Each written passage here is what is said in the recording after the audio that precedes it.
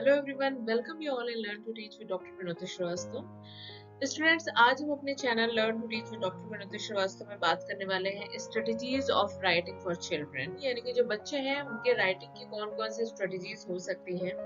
और ये जो टॉपिक है ये मैं बताना चाहती हूँ, ये एलएससी के पेपर यानी कि लैंग्वेज अक्रॉस द करिकुलम के पेपर से रिलेटेड है। तो हम इसमें जानेंगे कि एज अ टीचर हमें वो कौन सी स्ट्रेटजीज हैं जो पता होनी चाहिए, जो कि जो जो स्टूडेंट्स हैं उनकी राइटिंग को बेहतर बना सके। तो सबसे पहले स्टूडेंट्स हम बात कर लेते हैं कि जो वेरियस टाइप ऑफ डोमेन्स होते हैं उसमें ऐसी कौन कौन सी स्ट्रेटजीज हो सकती हैं जो कि बच्चों की राइटिंग को बेहतर बनाती हैं।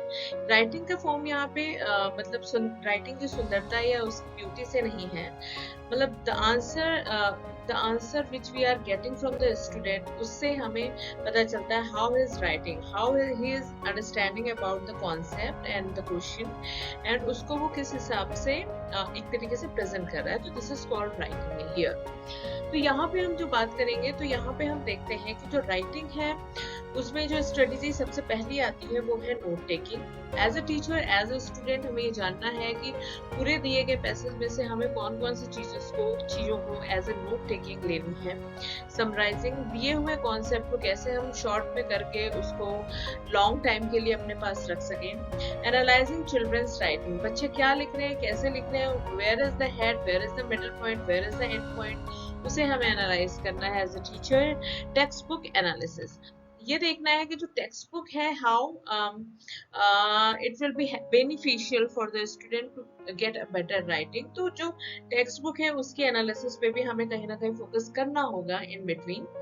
एंड रीटेलिंग, बच्चों को एक बार में कोई भी चीजें जब हम समझाते हैं, न्यू चैप्टर या न्यू कॉन्सेप्ट, तो वो समझ में नहीं आती है। तो सेकेंड या थर्ड वे में जाके उनकी लैंग्वेज में उनके लेवल पे उतर के जब तक हम समझाएंगे नहीं तब तक उनकी राइटिंग में बेहतर पार्ट नहीं आ पाएगा। तो retelling is also part of writing, good writing. Narration, चीजों को रियल पिक्चर में दिखाना, उनको ऐसा विजुअलाइज करवाना कि ये जो चीजें हो रही हैं ये रियलिटी में हो रही हैं, they must becomes under narration। and describing text and situation, जो भी टेक्स्ट या सिचुएशन है जिसमें कि बच्चे कहीं ना कहीं कंफ्यूज हो रहा है उसको हम बखूबी अगर डिस्क्राइब करते हैं तो वो आता है आपके राइटिंग स्ट्रेटजीज के अंदर। इनके बाद हम बात कर लेते हैं जो कुछ स्ट्रेटजीज हैं, उसमें है इंटरप्रिटेशन, चीजों को बखूबी बताना, कहना।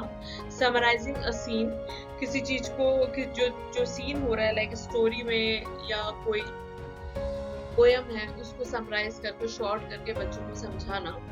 एंड एक्स्ट्रापोर्टेशन ऑफ अ स्टोरी, एक स्टोरी के एंड टू एंड पॉइंट पे जाके बच्चों को उनके लेवल पे समझाना हो जाता है extrapolation of the story. Converting a situation into dialogue, अब जब कोई सिचुएशन हमारे पास प्रेजेंट हो जाती है तो उसको जब हम डायलॉग में कन्वर्ट करते हैं then it's again comes under a strategy of writing. इन स्ट्रेटजीज के बाद हम बात कर लेते हैं कुछ 4 लैंग्वेज स्किल्स होती हैं जो कि एज ए टीचर हमें पता होना चाहिए और कोशिश करनी चाहिए कि ये जो चारों स्किल हैं हमारे स्टूडेंट्स में भी इनकलकेट हों, जिससे कि उनकी जो रीडिंग राइटिंग है वो बेहतर हो सके। They are a very simple skills जो कि हम from the very very beginning stages हम इस पे बात करते हैं। फर्स्ट वन इज लिसनिंग, एक बच्चे को अच्छा लिसनर होना चाहिए एज वेल एज टीचर में भी ये खूबी होनी चाहिए। स्पीकिंग, हर बच्चे में कुछ क्वालिटीज होती है स्पीकिंग की, तो हमें ये ध्यान देना है कि बच्चा जो है स्पीकिंग में कितना सक्षम है और कैसे उसके हम इम्प्रूव कर सकते हैं। हाउ इज रीडिंग, जब कोई बच्चा टेक्स्ट पढ़ रहा है या कोई मैसेज पढ़ रहा है तो उसका फ्लो क्या है, द फ्रेजेस, द गिविंग मतलब pressure to the topic and sentences, वो कितना बखूबी है। तो this is again comes under language skill. And last one is writing.